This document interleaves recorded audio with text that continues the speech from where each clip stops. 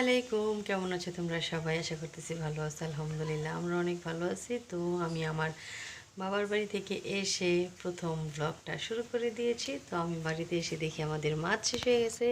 তো নুহার বাবাকে দিয়ে আজকে আমি মাছ আনাইছি, তারপরে সাথে কিছু মশলাও আনাইছি। রমজান তো শুরু হয়েই যাচ্ছে, আর কিছু বেশি দিন নাই, মনে হইতেছে বেশি দিন আছে তোমাদের কাছে, কিন্তু দেখবো এই দিনগুলো দেখতে দেখতেই চলে গেছে। আর আমার তো রমজান মাসটা অনেক বেশি ভালো লাগে। তো কি মাছ আনলো, তারপরে কি মশলা আনাইলাম, চলো সেগুলো তোমাদের সাথে শেয়ার করি। আর পুরো ভিডিও জুড়ে তোমরা অবশ্যই থাকবে।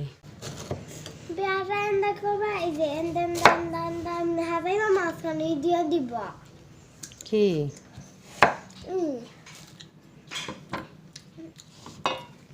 লবণ মরিচ এরকম করে সাজাইয়া এদি থায় না।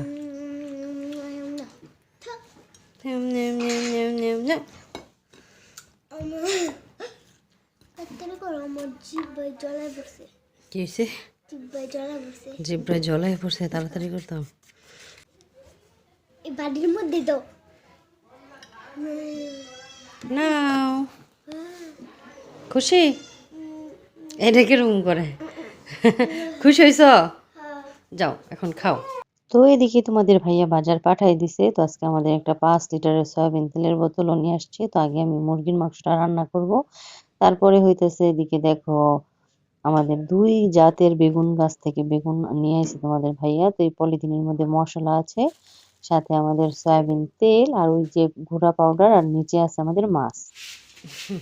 কি ডং রে বাবা। তো প্রথমেই দেখতে পাচ্ছি তোমাদের ভাইয়া মাছ এনেছে। এই মাছটা হইতেছে, আমি নাম বলি এটার গরিবের ইলিশ, কারণ বর্তমান ইলিশের এত দাম যে আমরা এটা কিনে খেতেই পারবো না। সেই জন্যই জাটকা মাছকে আমি নাম দিয়েছি গরিবের ইলিশ। তো প্রথমেই জাটকা মাছ, তারপরের মাছগুলো অবশ্যই কাটাই নিয়ে আসছে। তোমাদের ভাইয়া সবসময় মাছ কাটাই নিয়ে আসে, আর এটা আমার কাছে অনেক ভাল লাগে, কারণ আমার কষ্ট কম হয়। তো এদিকে এটা মনে হইতেছে একটা রুই মাছ।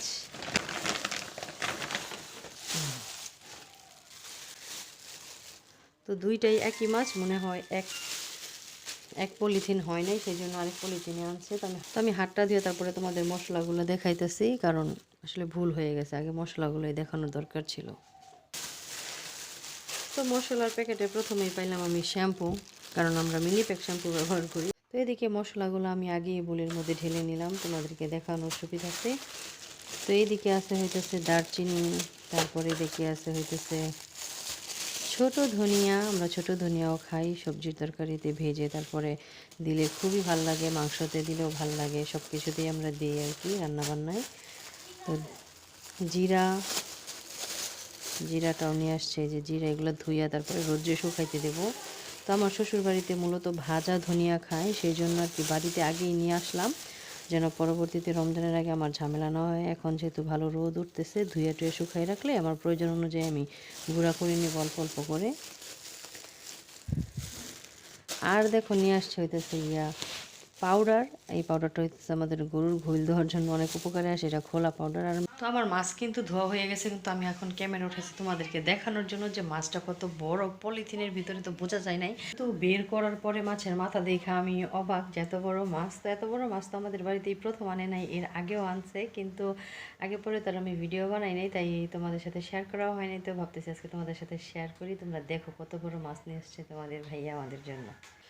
তো এই যে দেখো মাছ, দেখছো কত বড় একটা মাথা, আমার বুলের হাফ আইসা পড়ছে মাছের মাথায়। আর দেখো মাছের যে আইসটা আমি তোমাদের সাথে শেয়ার করার জন্য নিয়ে আসছি, 3 আঙুল পরিমাণ সমান করে রাখলে 3 আঙুল পরিমাণ একটা আইসটা হয়। আর আমার হাতে কালিও লেগে আছে, কারণ আমি এদিকে মাছ ধুইছি, ওইদিকে আমি রান্না করছি। তো যাই হোক, এগুলো এখন ফ্রিজে রাখবো। আর দেখো মাছের পিসটা কত বড়, দেখছো? মূলত ফ্রিজ চাচ্ছে খালি করতে, কিন্তু কোনোভাবে খালি হইতেছে না। নিচে এদিকে মুরগির মাংস আছে, উপরে দুধ, এই যে আমাদের ঘি, আর একদম উপরে হইতেছে আমার জলপাই, এগুলা কিছু জিনিস, তারপরে আমলকি, এগুলো সিদ্ধ করে রাখছি, তারপরে পিছনে কাঁঠালও আছে। রমজানের আগে চাইছিলাম ফ্রিজটা খালি করতে, কিন্তু আবার এই যে মাছ নিয়ে এসে ফুল হয়ে গেছে। আর এখন দেখো আমি আজকে দুপুরে কি রান্না করেছি। মাছ ভাজা করেছি, জাটকা মাছ ভাজা, বেগুন ভাজা করছি। সাথে আজকে প্রথমবার আমি শালগম দিয়ে মুরগির মাংস রান্না করছি। তবে দেখতে তো কালার খুবই সুন্দর হয়েছে, খেতে কেমন হবে আমি জানি না। তবে যাই হোক, রান্না যেহেতু করে ফেলেছি, খাওয়া তো হয়েই যাবে।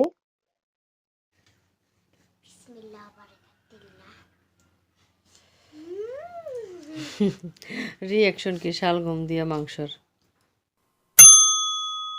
তো আমি ভাবলাম আমাদের আজকে তাজা তাজা মাছ দিয়ে নোহামনিকে একটা রেসিপি করে খাওয়াই।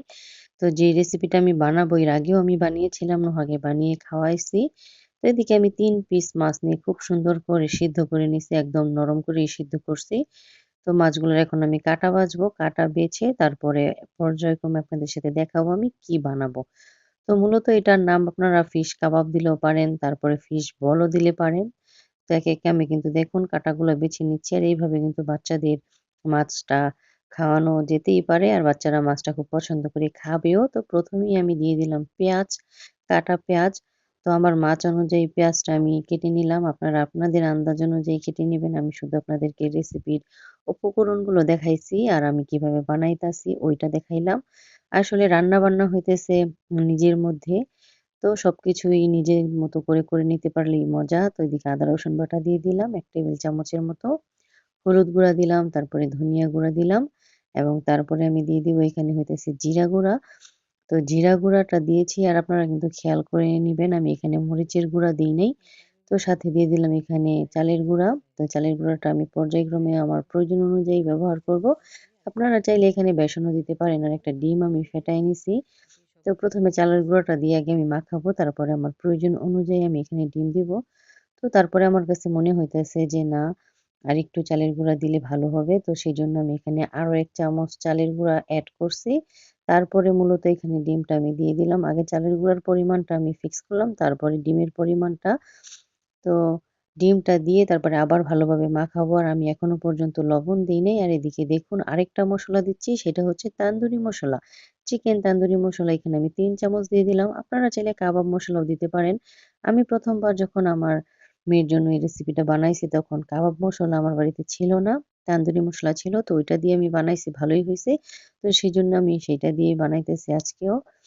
তো এদিকে এই যে দেখুন এখন আমি ডিমটা দিয়ে দিব। তো প্রথমে আমি ডিমটা অর্ধেক দিব, পুরাটা দিব না। মানে বেশ অর্ধেকই দিয়ে দিলাম।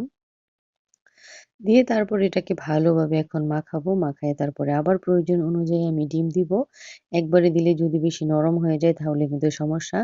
দিতে গেলে তারপরে এটা ভাজা হবে না, খুলে, খুলে চলে আসবে। তো পরিমাণ বুঝে, বুঝেই কিন্তু দিতে হবে। তো পরবর্তীতে আমার মনে হইলো যে না, পুরা ডিমটাই দিয়ে দিলে ভালো হবে। তো পুরো ডিমই আমি দিয়ে দিলাম এখানে। তো আমার পরিমাণও কিন্তু অনেক বেশি বেড়ে গেছে, আপনারা দেখুন।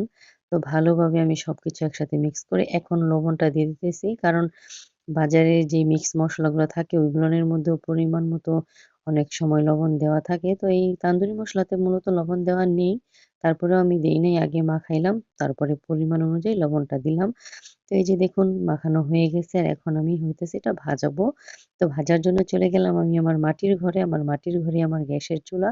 তো প্রথমে আমি তেল দিয়ে দিলাম, আর এটা ডুবো তেলে ভাজতে হবে, আর চুলার হিট কিন্তু একদমই লো। তো লো হিটে এটা ভাজতে হবে। তো প্রথমে আমি ছোট, ছোট করে দিয়ে দিলাম। আর একটু আঁকা-বাঁকা থাকলেও কোনো সমস্যা নেই। আঁকা-বাঁকা সাইডগুলো আরো বেশি ক্রিসপি হয়। তো মূলত এটার মধ্যে কোনো মাছের গন্ধ কয় না। খুব সুন্দর একটা মসলার ফ্লেভার আসে। তো সেজন্য এটা খেতেও অনেক ভালো লাগে। তো হাফ ভাজা হইছে, এখন আমি উলট-পালট করে দিলাম। আর ডুবো তেলে একদম লো হিটে ভাজলে এটা খুব সুন্দরভাবে ভাজা হবে। ভিতর পর্যন্ত এটা সিদ্ধ হবে, এবং এটার মধ্যে মসলার কোনো কাঁচা ফ্লেভার থাকবে না। তো দেখুন ভাজতেছি খুবই সুন্দর করে, আর এদিকে এই যে কি সুন্দর কালার হইছে দেখছেন? আর এটা অনেক ক্রিসপি হইছে। তো যাই হোক, একে, একে আমি এরকমভাবে আরো বাকি আমার যেই ফিশ বলগুলো আছে ওইগুলো ভেজে নিব। তো এই যে দেখুন কি সুন্দর হইছে।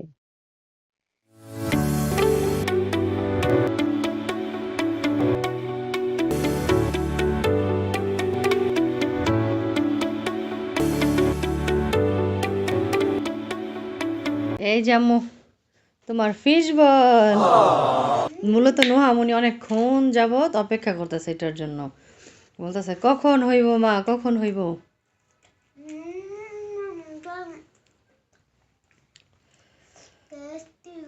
টেস্টি। কামড় দাও তোমার একটা, শব্দটা শোনায় সবাইরে কত মচমচ হয়েছে।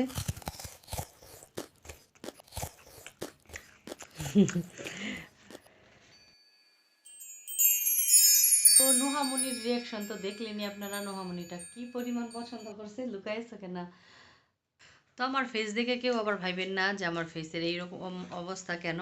আমি হইতেছে পমেড দিছি, তিব্বত পমেড, যেটা আমার অনেক ড্রাই স্কিন, শীতে আমার স্কিন অনেক বেশি ড্রাই হয়ে যায়, সেই জন্য আমি বাড়িতে সব সময় ময়শ্চারাইজার হিসাবে শীতের দিন আমি পমেটই ব্যবহার করি। তো সেই জন্য আমার ফেসটা অনেক কালো কালো লাগতেছে।